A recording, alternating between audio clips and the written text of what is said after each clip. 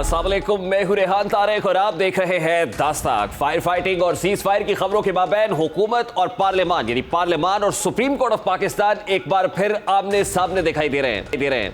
हुकूमत जिसने 27 अप्रैल को मुज़ाकरात से मुतालिक रिपोर्ट अदालत में पेश करनी थी, आज इत्तेहादी रहनुमाओं का इजलास तलब किया। इजलास के बाद वफाकी काबीना का इजलास हुआ, जिसके बाद इस वक्त पार्लियामान का इजलास जारी है। इत्तेहादी जमातों के इजलास में तमाम पार्टियों के बड़ों ने शिरकत की और इस इजलास के फैसलों से मालूम होता है कि सियासी धुन मजीद गहरी हो गई है।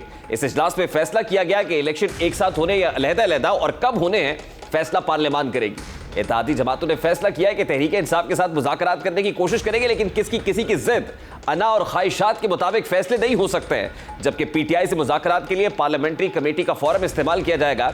इजलास में यह फैसला भी किया गया कि पंजाब में इलेक्शंस के लिए फंड्स के इजरा के हवाले से पार्लियामान अपना फैसला दे चुकी है और पार्लियामान का फैसला मुकद्दम है। सबको इसका एहतराम करना चाहिए।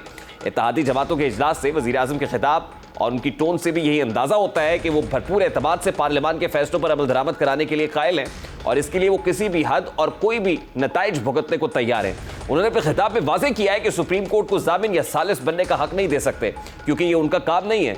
इलेक्शन एक दिन होने चाहिए और कब होने चाहिए, इस पर हुकूमती इत्तेहादी जमातों में इत्तफाक राय है कि 13 पार्लियामान की मुद्दत पूरी हो रही है। इलेक्शंस की तारीख अक्टूबर या नवंबर में बनती है। उसको हम आर्बिट्रेशन का हक दें, ये उनका काम नहीं है। पंचायत उनका काम नहीं है, उनका काम कानून और आइन के मुताबिक फैसले देना है। लिहाजा इस बारे में एक दिन इलेक्शन होने चाहिए और कब होने चाहिए, इस बारे में इत्तेहादी पार्टीज के अंदर तो मुकम्मल एका है और इत्तेफाक है कि इलेक्शंस नवंबर में जो भी उसकी डेट बनती है, 13 अगस्त को पार्लियामान की मुद्दत खत्म होती है। अब इत्तेहादी जमातों ने इस बात पर भी इत्तफाक किया है कि तहरीक इंसाफ के साथ मुज़ाकरात करने की कोशिश करेंगे, लेकिन किसी की जिद, अना और ख्वाहिशात के मुताबिक फैसले नहीं हो सकते। जबकि पीटीआई से मुज़ाकरात के बराह रास्त की बजाय पार्लियामेंट्री कमेटी का फोरम इस्तेमाल किया जाएगा। इत्तेहादी जमातों के इजलास के बाद वज़ीर दिफा ख्वाजा आसिफ ने मीडिया से बात की। उसमें वो मुज़ाकरात से मुताल्लिक क्या कह रहे थे, जरा उसकी एक झलक भी आपके सामने रखता है। और पार्लियामेंट के साथ जब भी टकराव हुआ है, उससे मुल्क को क्या फायदा और क्या नुकसान हुआ है सर? तो तारीख का तो मैं कोई तालिब इल्म नहीं हूँ, ये आप मुझे बता दें क्या फायदा सर। क्या इस टकराव से मुल्क को क्या फायदा नुकसान होगा सर? जो अभी है और टकराव हुआ तो क्या नुकसान होगा सर? नुकसान होगा, क्या होगा सर? ये आपको वक्त बताएगा, मैं पेशन गोई तो नहीं करूँगा। कोई शराइत पर हम मुज़ाकरात नहीं करेंगे, लेकिन जो मुज़ाकरात हो रहे हैं ऐसा लग रहा है कि कहीं से कहा जा रहा है मुज़ाकरात नहीं, करने तो फिलहाल तो कोई मुज़ाकरात नहीं हो। देखिए, ये एक ब्रॉड असूल तय हुआ है कि पार्लियामेंट का जो अदारा है, हम उसकी टर्फ पे जो है ना ट्रेसपासिंग नहीं अलाउ करें। वफाकी काबीना इजलास से खबरें भी सामने आ रही है कि इस इजलास में 3 अहम शख्सियात को पार्लियामान की बेतौकीरी या तौहीन पार्लियामान में इस्तेहकाक कमेटी के सामने पेश होने का कहा जाएगा। अब ये खबरें हैं, इसमें किस कदर मुसद्दका इतलात हैं, यकीनन ये आगे चल के इस्टाब्लिश होगा। लेकिन इत्तेहादी जमातों के इजलास के बाद पार्लियामान का एक अहम इजलास भी हो रहा है। वज़ीर कानून आज़म नज़ीर तारड़ ने अपना मौक़िफ़ पेश किया और इससे अंदाज़ा हुआ है कि मामलात मज़ीद गंभीर हैं, क्योंकि उन्होंने दो टोक अल्फाज में कहा है कि वो अक़लियती फैसलों के पाबंद नहीं है और ना ऐवान इसे मानता है। यानी अभी भी हुकूमत इस मामले पर अभी भी कायम है, डटी हुई है कि फैसला 4-3 का था। वज़ीर कानून ने क्या कहा, ज़रा वो भी आपके सामने रखता है। अप्रूवल यहाँ से होनी है। उसकी वजह यह है कि आज अगर वफाकी हुकूमत वो 21 अरब रुपए की रकम जारी कर भी दे तो इस हाउस ने कल को एक्स पोस्ट फैक्टो देनी है। तो अगर कल को आप एक्स पोस्ट फैक्टो अप्रूवल नहीं देते तो वो जो 21 अरब का ब्लैक होल है उसका जिम्मेदार कौन होगा, वो रिकवर किससे होंगे, वो कौमी ख़जाने से निकली हुई रकम है, वो कहाँ पे गिनी जाएगी। तो इसी तनाजुर में सप्लीमेंट्री ग्रांट जो थी, काबीना ने कहा कि इस मुअज़्ज़ज़ ऐवान के सामने रखी जाए और ये सारी बातें आपके सामने रखी गई। ये कुल्ली इख्तियार है आईन पाकिस्तान के तहत अवाम के मुंतखब करदा इस ऐवान ने अपना राइट एक्सरसाइज किया और वो जो ग्रांट थी, जो डिमांड थी मोशन नंबर 64A, वो रिजेक्ट हुई। दूसरी जानिब सुप्रीम कोर्ट में आज उस वक्त अजीब सूरत हाल पैदा हुई जब अदालती अमले की जानिब से इस बात की जानिब इशारा किया गया कि सुप्रीम कोर्ट के बेंच नंबर 1 के तमाम केसेस डीलिस्ट कर दिए गए हैं, जिसकी वजह चीफ जस्टिस की तबीयत की नासाजी है। जबकि बेंच नंबर 2 की कॉज लिस्ट भी एक बार मनसूख की गई। बेंच दोबारा तब्दील हुआ, जिसके बाद बेंच नंबर 2 के मुकदमात की फहरिस्त जारी की गई। सुप्रीम कोर्ट ने चीफ जस्टिस उमरता बदियाल का कल का बेंच भी मनसूख किया। चीफ जस्टिस रूटीन के मुकदमात डीलिस्ट कर दिए गए हैं और चीफ जस्टिस अब कल सिर्फ खुसूसी बेंच की सरबराही करेंगे और पंजाब इलेक्शन से मुताल्लिक केस की समाअत ये बेंच करेगा। बदलती हुई सूरत हाल खासी पेचीदा हो चुकी है। इत्तेहादी जमातों के इजलास से ये वाज़ेह हो गया है कि वो किसी भी सूरत पीछे हटने को तैयार नहीं है, भले इसके लिए उन्हें कोई भी कीमत चुकानी पड़े। तो दूसरी जानिब कल सुप्रीम कोर्ट में ऑडियो लीक्स का गुस्सा भी सामने आ सकता है और मुल्क की सबसे बड़ी अदालत अपने फैसलों की तामील के लिए सख्त इक़दाम भी उठा सकती है। हुकूमत किसी भी तरह कल की समाअत में टाइम बाइंग की कोशिश भी करेगी और इसके बाद भी 14 मई तक केस लटकाने के लिए मुख्तलिफ महाज खोलने के लिए तैयार है। वहीं 3 रुकनी बेंच अपने फैसलों पर अमल दरामद यकीनी बनाने के लिए हुक्म जारी कर सकता है। तहरीक इंसाफ भी बज़ाहिर मुज़ाकरात में संजीदा दिखाई नहीं देती है क्योंकि उन्हें लगता है कि हुकूमत इस अमल से टाइम हासिल करना चाह रही है। शेख रशीद की जानिब से भी एक वीडियो बयान सामने आया जिसमें उनका कहना था कि 13 जमातों के इजलास की बिल्ली आज थैले से बाहर, मुज़ाकरात एक झांसा है। 13 जमातों की आज का इजलास की बिल्ली थैले से बाहर आ गई है। इनमें ऐसी जमातें भी हैं जिन्होंने कभी असम्बली का मुंह नहीं देखा और 1100 अरब रुपया माफ कराने के बाद, अपने केसेस खत्म कराने के बाद, नैब का सत्यानाश कराने के बाद और मुल्जिमों को फिर वापस लंदन भेजने के बाद वही बात कर रहे हैं ये 3 का मसला है या 4 का मसला है। कानून और आइन का मसला है। अदलिया कानून और आइन का अलम बुलंद रखेगी। अब इस वक्त वफाकी हुकूमत दो धारी तलवार चला रही है। पार्लियामान के फोरम से डटी भी दिखाई देती है, ना सिर्फ मुज़ाकरात के मामले के ऊपर भी बल्कि सुप्रीम कोर्ट ऑफ पाकिस्तान की 3 रुकनी बेंच की तरफ से दिए गए फैसले के ऊपर भी।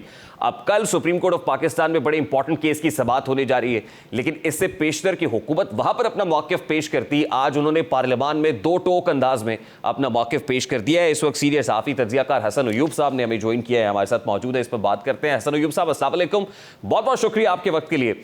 सबसे पहले तो बड़ा सादा सा सवाल है, ईद से पहले लग रहा था सीज फायर हो गया है, फायर फाइटिंग हो गई है, लेकिन ईद के बाद तो एक नया महाज खुल गया है, यानी वो जो हेड ऑन कोलिजन थी पार्लियामान और सुप्रीम कोर्ट ऑफ पाकिस्तान के माबैन, वो कोलिजन तो बरकरार है। जी बिल्कुल रेहान साहब, बिल्कुल बरकरार है और इसने बरकरार ही रहना है। अब तो जैसे देखिए लड़ाई हो चुकी है ना, ये तसादुम है। अब तो टकराव है पार्लियामेंट का और सुप्रीम कोर्ट ऑफ पाकिस्तान का और फिर विद इन सुप्रीम कोर्ट के अंदर जो एक डिवीजन है, क्योंकि हालात वहां पर भी अच्छे नहीं हैं। आज भी कोई ऐसी इतलात मौसूल हुई हैं जिसमें कोई इस तरह की जो आपस में कशीदगी है जजेस के अंदर भी, इस किस्म की भी इतलात मिल रही हैं। तो यानी सुप्रीम कोर्ट के अंदर भी हालात अच्छे नहीं है और फिर जो आदि सुप्रीम कोर्ट है उसका पार्लियामेंट से टकराव होने जा रहा है। आप क्या कह रहे हैं, आज फिर कोई लड़ाई हुई है? जी, अब इस किस्म की कोई इतलात मौसूल हुई है, हतमी बात मैं नहीं कर रहा, लेकिन यकीनन कोई इस किस्म की इतलात जो है वो मिल रही है कि शायद कोई हालात जो है आपस में कोई कशीदा है। और इस तरह भी है कि जस्टिस जमाल खान मंदूखेल जो है वो जो परसों है जुमे के रोज वो चीफ जस्टिस के बेंच का हिस्सा नहीं होंगे। ये बड़ी इंपॉर्टेंट डेवलपमेंट है क्योंकि आज भी जो मुकदमा डीलिस्ट किए गए उसके बाद तबा नासाज रही खुद चीफ जस्टिस ऑफ पाकिस्तान की बताया गया, लेकिन कल क्योंकि रूटीन के तमाम मुकदमात को डीलिस्ट किया गया और एक इंपॉर्टेंट केस की समाअत होगी और वो पंजाब में इलेक्शंस का केस है। अब कल क्या देख रहे हैं, हुकूमत ने जो जवाब जमा कराना था पार्लियामान के फोरम से वो जवाब तो आ गया है, यानी इसका मतलब है कि जवाब है। How do you see this? देखिए इनके आपस में मुज़ाकरात होने थे, तो मुज़ाकरात के लिए जो विद इन जो पीडीएम और हुकूमत है वहां पर भी अभी तमाम मामला तय नहीं हो सके। कुछ लोग हामी हैं कि मुज़ाकरात होने चाहिए, कुछ जमातें जैसे मौलाना फजल रहमान है वो नहीं चाहते कि मुज़ाकरात हों। और देखिए with in Muslim league Nawaz अगर बात की जाए तो मरीम नवाज शरीफ साहिबा जो है वो बड़ा कैटेगोरिकली कह चुकी हैं कि जो है वो सियासी जमातों से मुज़ाकरात होते हैं, शिद्दत पसंदों से नहीं। तो वो इमरान खान साहब को शिद्दत पसंद करार देती हैं। तो ऐसी सूरत हाल के अंदर देखिए मुज़ाकरात का कोई मुस्तकबिल नहीं है, ये तो हमें पहले दिन मालूम था। ये तो जो ADR जिसे कहते हैं, यानी अदालती जुबान में ऑल्टरनेट डिस्प्यूट रेजोल्यूशन, जिसको हम सादा अल्फाज में पंचायत कहते हैं, यानी आउट ऑफ कोर्ट जो है वो इन जो तमाम सियासी जमातों के दरमियान इन्होंने कहा कि किसी तरीके से रजामंदी हो जाए, तो वो हो नहीं सकी, वो होनी मुमकिन भी नहीं है क्योंकि बहुत ज्यादा हालात जो है वो कशीदा है, तलखियां बढ़ चुकी हैं। कल सुप्रीम कोर्ट ऑफ पाकिस्तान में क्या होगा अब ये तो देखना है, निसार करना है 3 रुकनी बेंच के ऊपर और बिलखुसूस chief justice supreme court of Pakistan के ऊपर, क्योंकि मेरे ख्याल के मुताबिक चीफ जस्टिस के जो भी फैसला करेंगे जस्टिस एजाजुल एहसन तो उनके साथ ही वो जाएंगे, क्योंकि आपस में बड़ी एक कोहेरेंस है इन 2 जजेस के अंदर। और जस्टिस मुनीब अख्तर जो है वो वैसे तो इंडिपेंडेंट है, यानी तीनों ही, लेकिन जस्टिस मुनीब अख्तर जो है वो अक्सर और बेशतर अपना एक अलग व्यू ले लेते हैं। तो अब ये देखना है कि कल सुप्रीम कोर्ट जो है वो अपना, उन्होंने पहले भी बोला हुआ है कि 14 मई का जो हमारा फैसला है वो इंटैक्ट है, तो वो इसको इंटैक्ट रखते हैं या कुछ नरमी करते हैं या कोई चांस देते हैं या कोई कंटेम्प्ट की प्रोसीडिंग आगाज करते हैं, ये भी पॉसिबिलिटी है। देखिए, लास्ट टाइम जब अदालत बर्खास्त हुई थी तो पॉलिटिकल स्टेक होल्डर्स को एक मौका दिया गया था कि जाए, बैठे, मुज़ाकरात की कोशिश करें, और फिर अटॉर्नी जनरल ने कहा था कि 26 को अब पॉलिटिकल स्टेक होल्डर्स के माबैन गुफ्तगू होगी, हम 27 को अदालत को आगाह करेंगे। अब ऐसा तो कुछ भी नहीं हुआ। जब अदालत के सामने जाएंगे तो अदालत तो अब एक्ट करेगी। What are you looking at? क्या एक्शन हो सकता है अदालत की तरफ से मुमकिन तौर पर? देखिए, अदालत की तरफ से यही है ना कि तौहीन अदालत की कार्रवाई का आगाज करते हैं। जैसे वो ऑडियो लीक भी आई है जैसे साबिक चीफ जस्टिस साकिब निसार साहब की और ख्वाजा तारिक रहीम साहब जो कि वकील हैं, उनकी एक ऑडियो लीक आई है और उसमें उसको डिनाई नहीं किया वो, यानी उनकी ऑडियो है, उनकी आपस में ये गुफ्तगू हुई थी। तो उसके बाद जाहिर बात है कि यही जो पॉसिबिलिटी है, एक ही एक्शन ले सकती है अदालत, वो तौहीन अदालत की कार्रवाई का आगाज कर सकती है। अब सवाल ये है कि वो किसके खिलाफ होगी? वो कैबिनेट के खिलाफ करेंगे, वो प्राइम मिनिस्टर के खिलाफ करेंगे, या वो पूरे पार्लियामेंट के खिलाफ करेंगे? अब पार्लियामेंट के खिलाफ तो हो नहीं सकती, तो या पूरी काबीना को उनको अपनी लपेट में लेना पड़ेगा, क्योंकि मुस्तफा इम्पैक्ट केस के बाद तो ये चीज खुद ही तय की है सुप्रीम कोर्ट पाकिस्तान ने। और अगर पूरी कैबिनेट को नहीं करती और एक टारगेट करती है सिंपल प्राइम मिनिस्टर को, तो फिर ये खुद सुप्रीम कोर्ट के अपना जो ऑर्डर इन फील्ड है उसकी खिलाफ वर्जी होगी। तो अदालत खुद बड़ी मुश्किल में है। अगर सच पूछे तो अदालत खुद बड़ी मुश्किल में है तौहीन अदालत की कार्रवाई को लेकर।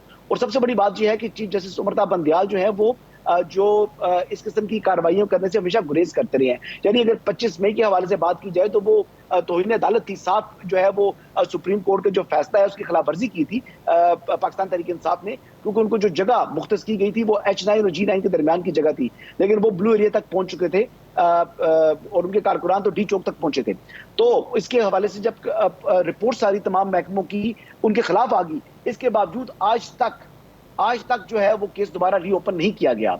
तो शायद यही बात है कि चीफ जस्टिस उमर बंदियाल जो है वो तौहीन अदालत की कार्रवाई पर को स्टार्ट करने पर यकीन नहीं रखते। ये ऐसा तासुर आज तक मौजूद है। ठीक, इत्तलात ऐसी भी आ रही है कि तौहीन अदालत की कार्रवाई की सूरत में भी मुमकिन तौर पर जो बंद है हुकूमत ने बांधा हुआ है, यानी वो होमवर्क भी कंप्लीट कर लिया है, इस हवाले से भी आपके पास इत्तलात हैं? क्योंकि आज कुछ तरमीम की बात भी हो रही थी कि कंटेम्प्ट अगर लगती है तो फिर वफाकी हुकूमत कैसे रिएक्ट करेगी?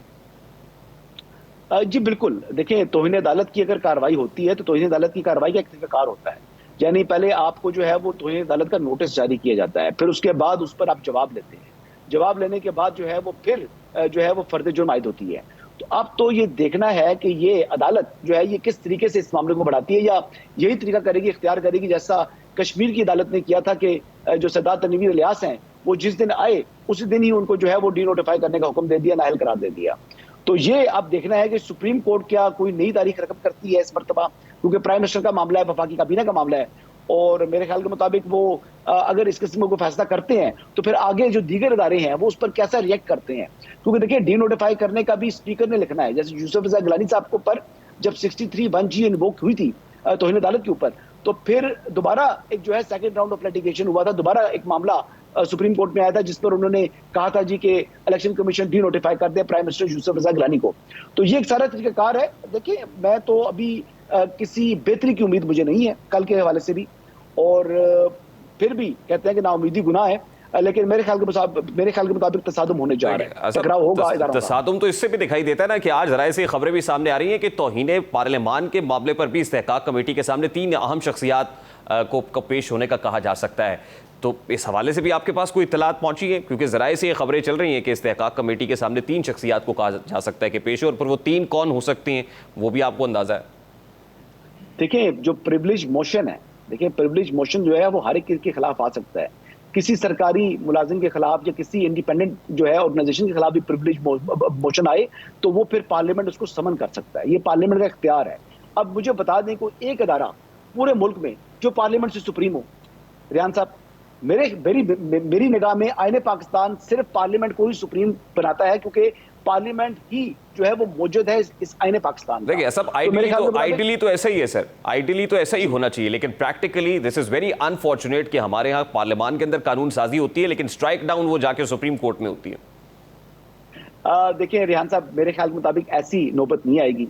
पार्लियामेंट कंटेम्प्ट में नहीं बुलाएगा, और ना ही जो है वो कंटेम्प्ट में अदालत को बुलाना चाहिए प्राइम मिनिस्टर को, क्योंकि मामला जो है ये पार्लियामेंट का फैसला था। पार्लियामेंट ने जो सप्लीमेंट्री ग्रांट थी उसको रिजेक्ट कर दिया।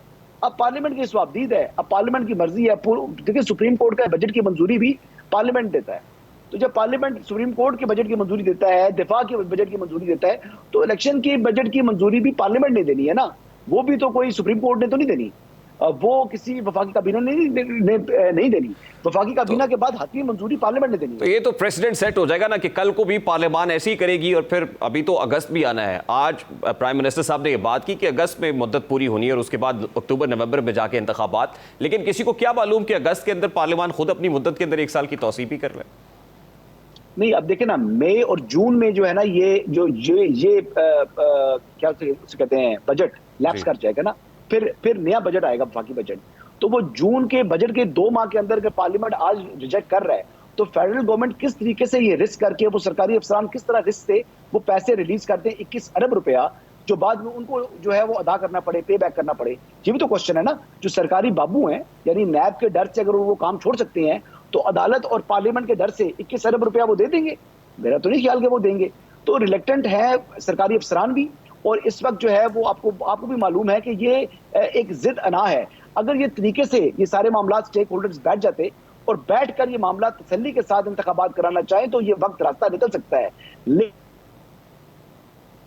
हेस्ट में स्टार्ट हुआ था और उसके बाद फिर ये मामला जो है इस तरह में आज ये रुख इख्तियार कर चुका है, तो ये बेहतरी तो नहीं हो रही, मजीद खराबी बढ़ रही है। तो ये बड़े हैं, बड़ों को बैठना चाहिए, चाहे प्राइम मिनिस्टर से बैठे, चीफ जस्टिस से बात करें, या प्राइम मिनिस्टर बात करें चीफ जस्टिस से, किसी तरीके से कोई वे आउट निकालें इसका। लास्टली एंड वेरी क्विकली, ऐसी बातें मशवरे तो आते रहे हैं, लेकिन अगर ऐसा होना होता तो अभी तक हो चुका होता। आपको अल्टीमेटली ये मामला कैसे, कहां निपटता हुआ दिखाई दे रहा है? मुझे तो कंटेम्प्ट प्रोसीडिंग इनिशिएट होती दिखाई दे रही है अपने हवाले से, क्योंकि ये कोई कानूनी कदगन नहीं है कि अदालत को हर सूरत ये कंटेम्प्ट प्रोसीडिंग इनिशिएट करनी चाहिए। लेकिन इस वक्त जो हालात और वाकयात हैं और जितनी तलखी बढ़ चुकी है, क्योंकि अदालत बज़िद है, उन्होंने 14 मई को इंतखाबात कराने हैं। अब 14 मई को इंतखाबात कराने के लिए वैसे तो टाइम भी नहीं है, ना इंतजाम है, लेकिन इसके बावजूद वो कह रहे हैं कि हमारा ऑर्डर इन फील्ड है और इंटैक्ट है, उस पर अमल करें। और अमल होना नहीं है, ना पैसे हैं, ना सिक्योरिटी है, ना कोई ऐसी सूरत हाल इस वक्त इलेक्शन के लिए मौजूद है। तो फिर अल्टीमेटली ये मैटर जो है वो उसी तरफ जाएगा जो कंटेम्प्ट प्रोसीडिंग होगी। तो अदालत ने तो ना का मसला बनाना है, उन्होंने कहना है जी हमने अपने फैसले पर अमल दरामद जो है वो करवाना है। लेकिन सोचना तो अदालत को पहले चाहिए था ना कि एक का फैसला काबिल अमल ही नहीं है, तो वो ऐसा फैसला देने की जरूरत क्या है। बहुत बहुत शुक्रिया हसन अयूब साहब आपके वक्त के लिए। सीनियर सहाफ़ी तज्ज़ियाकार हमारे साथ मौजूद थे। पहले सोचना चाहिए था कि फ़ैसला काबिल अमल है या नहीं है, और मामला अना या ज़िद की शिकार होता हुआ दिखाई दे रहा है। ब्रेक लेंगे, क्विक शॉर्ट ब्रेक लेते हैं, और ब्रेक के बाद जब वापस आएंगे, इमरान खान साहब ने सहाफ़ियों से गुफ्तगू में एक ऐसा स्टेटमेंट भी दिया कि फ़ौज के अंदर से वो करप्शन का खात्मा करेंगे जब वो वज़ीर आज़म होंगे। ये कितना काबिल अमल और क्या कह रहे हैं, बात करेंगे इस ब्रेक के बाद। हमारे साथ रहिए।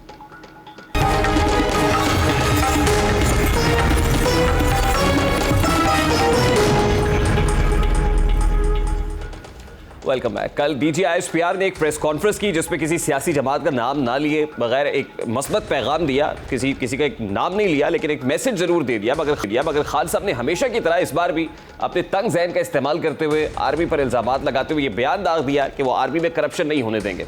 उन्होंने ये बात सहाफ़ियों से मुलाकात के दौरान कही। अपनी आदत से मजबूर इमरान खान ने फ़ौज से मुताल्लिक एक नया प्रोपेगेंडा तो शुरू कर दिया है, लेकिन इसे चेयरमैन तहरीक इंसाफ की कम इल्मी कहिए या लापरवाही कि उन्हें यह मालूम नहीं है कि फ़ौज का हर किस्म की करप्शन के खिलाफ अपना एक मरबूत निज़ाम है, इसलिए वहाँ करप्शन नहीं होती। और कोई 1-2 केस निकल आए तो फ़ौज बतौर इदारा इसे या अफराद को सख्त सजाएं देता है, जिसकी एक तारीख मौजूद है। इमरान खान को फ़ौज में करप्शन ख़त्म करने से पहले अपने रवैये पर नज़र-ए-षानी की अशद ज़रूरत है, क्योंकि उनका हर अदा किया गया जुमला उनके माजी में दिए गए बयानात से बिल्कुल मुख्तलिफ होता है। खान साहब फ़ौज से मुतालिक बयान देने से पहले ज़रा अपने इर्द गिर्द नज़रें दौड़ा लेते तो शायद बेहतर होता। उन्हें मालूम हो जाता कि वो किन किन लोगों के साथ बैठे हैं। उन लोगों के साथ बैठे जिनके बारे में ये कहते थे कि उन्हें उनकी शक्ल तक पसंद नहीं है। इमरान खान जिन्हें पंजाब का सबसे बड़ा डाकू कहते थे, उसी शख्स को पंजाब का सबसे बड़ा और मजबूत ओहदा दे दिया। जिसे चपड़ासी नहीं रखने के काबिल समझते थे, उन्हें वजीर दाखिला जैसा अहम मनसब सौंप। इस हवाले से इमरान खान साहब माजी में क्या कहते रहे, जरा वो आपके सामने रखता है। परवेज इलाही जो इस पंजाब का सबसे बड़ा डाकू। इमरान खान के इर्द गिर्द इस वक्त पंजाब के डाकू परवेज इलाही, वसीम अकरम प्लस उस्मान बुज़दार, जो आज भी नैब में 3 घंटे तवील तफ्तीश भुगत कर आए हैं। परवेज खटक बिलियन ट्री पेशावर मेट्रो के मुलजिम, फरा गोगी हीरो और अंगूठियों से मुतालिक स्कैंडल बना, उस्मान डार, महमूद खान चीनी माफिया, आटा माफिया मौजूद है। इसलिए खान साहब ज़रा इन पर भी नज़र दौड़ाएं तो बेहतर होगा। 90 दिन में करप्शन के खात्मे के दावे खान साहब ने किए थे, जो आज तक पूरे नहीं हुए, बल्कि चोरों का सारा टोला अपने साथ बैठा लिया। शायद वो हलाल चोरी थी जो वो करते थे और करें वो हराम है। खान साहब चोर डाकुओं से निपटने का राग किस तरह मुसलसल अलापते रहे, जरा वो भी आपको दिखाते हैं। मैं आपसे वादा करता हूं कि बड़ी बड़ी करप्शन 90 दिन के अंदर इंशाल्लाह हम खत्म करके दिखाएंगे। अब इमरान खान साहब फौज में किस करप्शन की बात कर रहे हैं, बेहतर होता कि वो एक दो केसेस सबूत के साथ सामने लाते। जब उनके अपने दौर में अलकादिर यूनिवर्सिटी, पेशावर BRT, मालम जपा करप्शन स्कैंडल, अद्वियात, आटा चीनी समेत कई स्कैंडल ज़बान ज़द-ए-आम है, तो ज़रा खान साहब को चाहिए कि तंग नज़री का मुजाहरा करने की बजाय अपने घर की तरफ भी नज़र दौड़ाए। इमरान खान के फौज से मुताल्लिक बयान का करप्शन से तो ताल्लुक नज़र नहीं आता। हकीकत में कल की DGISPR की प्रेस कॉन्फ्रेंस के बाद खान साहब के पास बेचने को कुछ भी बाकी नहीं रहा है, क्योंकि कल फौज के तर्जुमान ने हर किस्म की सियासी पसंदीदगी से लाताल्लुकी का इजहार कर दिया है, जिसके बाद खान साहब ने मायूसी के आलम में अपनी तोपों का रुख एक बार फिर फौज की जानिब मोड़ दिया है। इमरान खान साहब किस तरह सियासी रहनुमाओं को NRO नहीं दूंगा कर राग अलाप कर मुखातिब किया करते थे, जरा वो भी आपको दिखाते हैं। जो मर्जी आपने करना आप कर लें, कान खोल के सुन ले कि NRO नहीं मिलने लगा, NRO नहीं मिलने लगा। इमरान खान NRO नहीं देने लगा। कोई फायदा नहीं होना है जल्द से जुलूस से, कोई किसी को NRO नहीं मिलने लगा, कोई NRO की छूट नहीं दूंगा। किसी हुकूमत ने NRO दिया तो वो इतनी बड़ी इस मुल्क से गद्दारी करेगा कि दुश्मन वो काम नहीं करेगा जो वो हुकूमत करेगी इनको चोरी को माफ कर।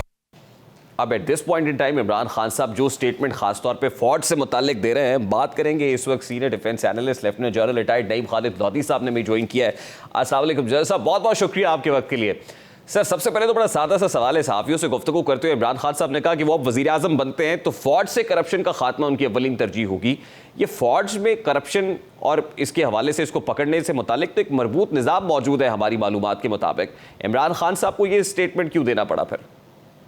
जी मेरा ख्याल है, देखें अगर तो वो जनरल करप्शन की बात करें वो तो ठीक है, इसमें हम भी मानते हैं और मतलब सभी, और ये है कि फिर करप्शन ज़्यादा कहाँ है, वहाँ से शुरू करना है या कहाँ से शुरू करना है, ये साफ ज़ाहिर उनका प्रेरोगेटिव होगा अगर वो आते हैं। तो मैं ये समझता हूँ कि चूँकि आर्मी इसी माशरे का हिस्सा है तो अच्छाई और ख़राबी जो माशरे में होती है फ़ौज में भी है। लेकिन एक बात मैं आपको दावे से कह सकता हूँ, और ये जब मर्जी आप चेक कर लें, इन्वेस्टिगेशन कर लें, हमारा अपना निज़ाम जो है वो अकाउंटेबिलिटी का वो बहुत स्ट्रॉन्ग है। इसमें कोई शक नहीं कि बाद जो टॉप के कुछ लोग हैं वो शायद उस अकाउंटेबिलिटी से बाद उसकी जद में नहीं आते, लेकिन अपने डिसिप्लिन के लिहाज से, अपनी अकाउंटेबिलिटी के लिहाज से सबसे कम करप्ट है। तो उस मुल्क में जहाँ पर एक जो दूध बेचने वाला है वहाँ से लेकर वो जो साहब के दफ्तर के आगे चपड़ासी खड़ा है वहाँ से लेकर वज़ीर आज़म तक करप्शन में लिथड़े हुए हों और सारी दुनिया को पता हो, उसमें ऐसी इंस्टीट्यूशन की तरफ उंगली उठाना जो कि लीस्ट करप्ट है, मर्जी है उनकी। लेकिन बहरहाल अगर वो करप्शन ख़त्म करने के करना चाहते हैं इस मुल्क में तो हम उनके साथ हैं, इसमें कोई हर्ज नहीं है। लेकिन वो कहाँ से शुरू करेंगे ये हम देख लेंगे, उनका प्रेरोगेटिव है। कल DGISPR की प्रेस कॉन्फ्रेंस आपने भी सुनी होगी, वो जो ब्रीफ था वो काउंटर टेररिज्म फोकस था काफ़ी हद तक, उसके ऊपर इस तरह का पॉइंट निकाल के उसको पॉलिटिकली कैपिटलाइज करना, क्या ये जस्टिफाइड है? नहीं, साफ ज़ाहिर है कि वो तो मैंने पहले कह दिया कि इस तरीके से एक इदारे को अलग से अलग करना तो जस्टिफाइड बिल्कुल नहीं है। अगर मिसाल के तौर पे आपने करप्शन ख़त्म करनी है तो आप पहले नाम लें जुडिशरी का, आप नाम लें पुलिस का, आप नाम लें ब्यूरोक्रेसी का, आप नाम लें MPS का, MNS का, गवर्नमेंट के जितने अदारे हैं, आप महकमा सेहत का नाम लें, आप नाम लें जो हमारी एजुकेशन डिपार्टमेंट है। आपको पता है कि सेहत और एजुकेशन में सबसे ज़्यादा करप्शन है पाकिस्तान में, उसके बाद आती है पुलिस और बाकी इदारे।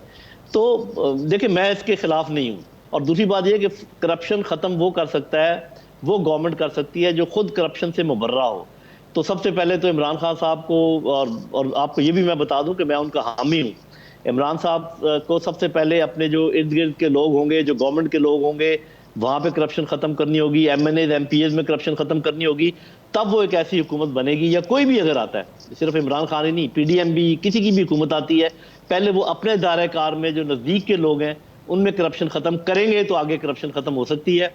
वरना ये करप्शन बिल्कुल ऐसे सरायत कर गई है हमारे माशरे में कि इसको ख़त्म करना आसान काम नहीं है, जब तक कि आप स्वीपिंग स्टेटमेंट अपने ना करें, रिफॉर्म्स जिसमें आप सजाएँ बहुत सख्त रखें, एक ऐसा अदारा कायम करें जो बिल्कुल करप्शन से पाक हो और वो फिर बाकियों को पकड़े, पहले ये काम करना पड़ेगा, फिर अगर कर लें तो उसमें कोई हर्ज नहीं है। ऐसा बड़ी मुनासिब बात है। मेरा ख्याल है कि ये एंटी करप्शन कैंपेन्स जो हैं बहुत सारे पॉलिटिकल लीडर्स करते हैं इलेक्शन से पहले, और इमरान खान साहब का तो क्योंकि बुनियादी एजेंडा ये रहा है, और फिर हमें ये देखना है कि जो जिन पॉलिटिशियन से मुतालिक वो बातें करते रहे उनसे लूटी हुई रकम कितनी बरामद करा के पाकिस्तान में ले आए या आवाम के कदमों में निछावर कर दी।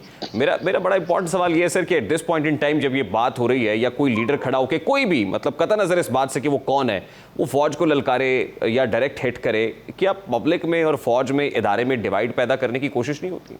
जी, मेरा ख्याल है कि देखें, जब खासकर आपकी फौज पहले ही अंडर प्रेशर आई हुई है, ये जो आपको पता है कल परसों एक और वो वीडियो निकला, उससे पहले बहुत सारे नौजवान जो हैं वो फौज के मुतल्लिक हरदा सराई करते रहते हैं।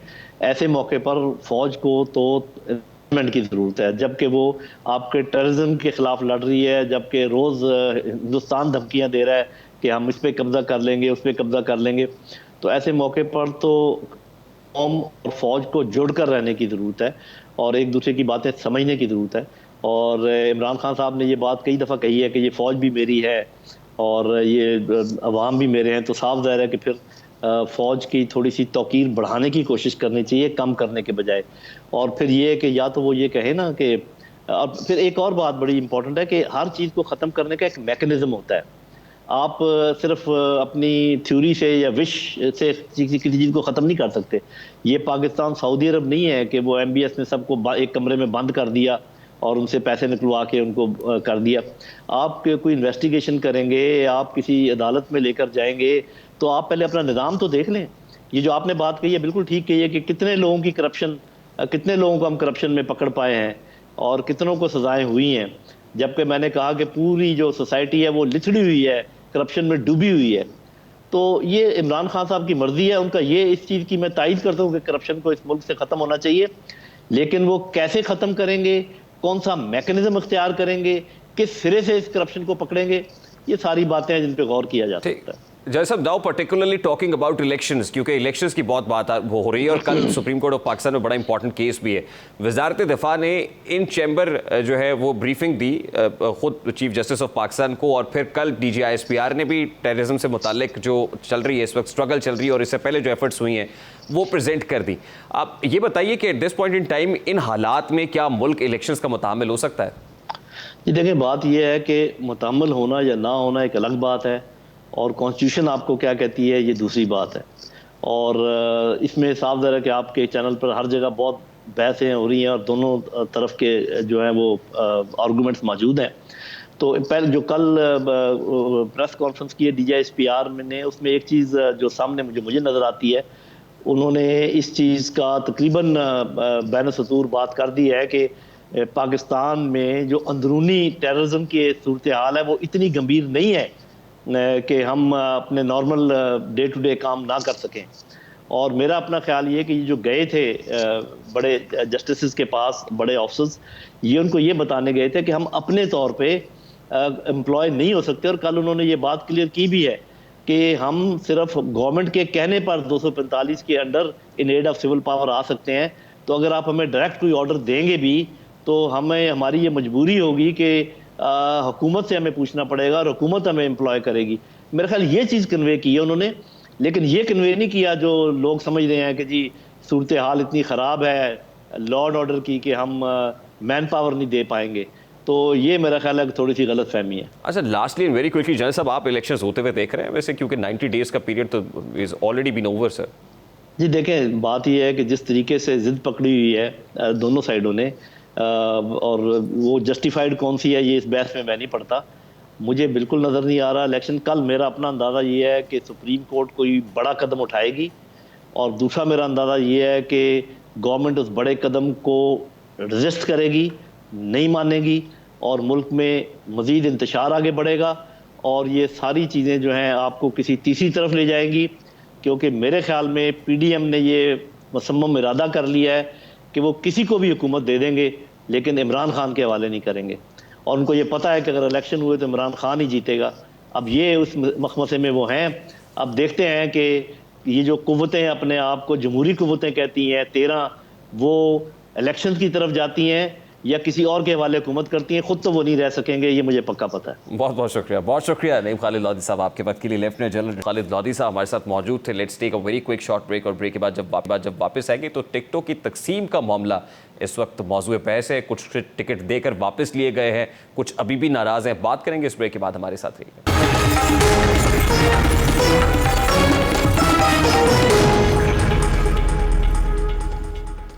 Welcome back. दीगर शोबों की मानंद सियासत में भी अच्छे बुरे हर तरह के लोग पाए जाते हैं। एक वक्त था कि सियासत के शोबे में ईमानदार, मुहिब वतन, फर्ज शनास, तालीम याफ्ता, बाअखलाक अफराद की भरमार होती थी, लेकिन अब अक्सरियत ऐसे अफराद की नजर आती है जिनका मकसद और मंजिल सिर्फ इक़्तिदार का हुसूल है। उन्हें हर हाल में और किसी भी कीमत पर इलेक्शन जीतकर हुकूमत में अपने लिए कोई अहम ओहदा चाहिए होता है। ऐसे सियासतदानों के नजरियात अपनी मौजूदा सियासी जमात की मरकजी क़ियादत की खुशनुदी के हुसूल के गिर्द घूमते हैं, जबकि उनका मंशूर इलेक्शन वाले दिन पोलिंग खत्म होने तक बाकी रहता है। असम्बली की रुकनीत का हल्फ उठाने के बाद ये मंशूर धुंधला जाता है और किसी वजारत या कोई और पुरकशिश ओहदा हासिल करने के बाद ये सिरे से ख़त्म हो जाता है। आजकल ऐसी सियासतदानों की अक्सरियत PTI में दिखाई देती है, जिनका अपना कोई नज़रिया है, ना अपना कोई मंशूर है, उनकी कोई सोच या सियासी राय नहीं है। उन्हें बस पार्टी के मजबूत हल्कों की टिकट चाहिए जो उनकी कामयाबी की ज़मानत बन सके। तहरीक इंसाफ ने यूं तो ईद से कबल 297 हल्कों में से 285 के टिकट जारी कर दिए थे, लेकिन इन टिकटों की तकसीम देखकर ही मालूम हो गया कि इस बार 2018 की निस्बत मेरिट की मजीद धज्जियां उड़ाई गई है। टिकट होल्डर्स की अक्सरियत पैराशूटर्स और मालदार अफराद की थी, जिन्होंने नजरियाती कारकुनान को पैरों तले रौंद कर कप्तान की खुशनुदी ली और फिर इनाम में टिकट वसूल किए। इन टिकटों की तकसीम के बाद से ही जमान पार्क के हालात तब्दील होना शुरू हुए। कारकुनान की अक्सरियत जो दिन रात जमान पार्क के बाहर मौजूद होती थी, वो घरों को वापस लौट गए और उनकी जगह ऐसे कारकुनान और रहनुमाओं ने ली जो सिर्फ और सिर्फ एहतजाज की गरज से आए थे। ईद तातीलात के दौरान जमान पार्क के बाहर हर रोज कारकुनान का एहतजाज जारी रहा। ईद मिलने आए अपनी टीम के कप्तान इमरान खान से दो बदो सवालात और एतराज़ात किए और उन्हें बताया कि टिकटों की तकसीम के दौरान इस बार उनसे फाश गलतियां हुई हैं। कारकुनान और रहनुमाओं ने उन्हें यह तक भी बतलाया कि वो उन्हें मुर्शद मानते हैं, इसलिए टिकटों पर नजरसानी करें, जिसके जवाब में इमरान खान ने उन्हें बताया कि वो भले कारकुनान की नज़र में मुर्शद हों, लेकिन उनका अपना मुर्शद उनसा बीबी है। मुर्शद, पहले तो मैं आप सबके सामने क्लियर कर दूं बात, मेरे मुर्शद तो इस वक्त बुशरा बेगम है। मैं मुर्शद के शायद आपके काबिल नहीं हूं। चेयरमैन तहरीक इंसाफ इमरान खान आज बुशरा बीबी को अपना मुर्शद मानते हैं। ये वही इमरान खान है जो अपनी वजारत उज़्मा के दौर में जनरल बाजवा को अपना मुर्शद मानते थे, लेकिन आज बुशरा बीबी उनकी मुर्शद है। इमरान खान साहब ने नजरसानी शुदा टिकटों के बाद अब 30 टिकट्स जारी किए हैं। इसमें से 21 वो हैं जिनको तब्दील किया गया है, जबकि 9 टिकटें वो हैं जो पहले जारी नहीं की गई थी। यानी 285 थी, इससे पहले 9 टिकटें जारी होना बाकी थी। 9 नई टिकट्स जारी की गई हैं, जबकि 21 हलकों के अंदर टिकट्स को तब्दील किया गया है। लेकिन अब भी शिकायत बदस्तूर अपनी जगह पर बरकरार है, क्योंकि अभी भी एहतजाज करने वाले ये बता रहे हैं कि कुछ ऐसे उम्मीदवारों को टिकट्स जारी कर दिए गए जिनके क्रिमिनल रिकॉर्ड्स हैं। लाहौर से एक ऐसे उम्मीदवार को टिकट जारी किया गया जिनका क्रिमिनल रिकॉर्ड है। गुजरावाला से एक ऐसे उम्मीदवार को टिकट जारी किया गया जिसका अपना एक क्रिमिनल रिकॉर्ड है। सवाल तो उठता है कि जब आप ऐसे लोगों को टिकट जारी करेंगे जिनको टिकट जारी करने का पैमाना असल में नोटों की बोरियां होंगी जो वो भर भर के लाएंगे, और फिर इस पर इवेल्युएट करते हुए आप टिकट जारी कर देंगे, तो जब वो इक्तदार में आएंगे, इक्तदार के ऐवान में पहुंचेंगे, तो क्या वो रकम वसूल नहीं करेंगे?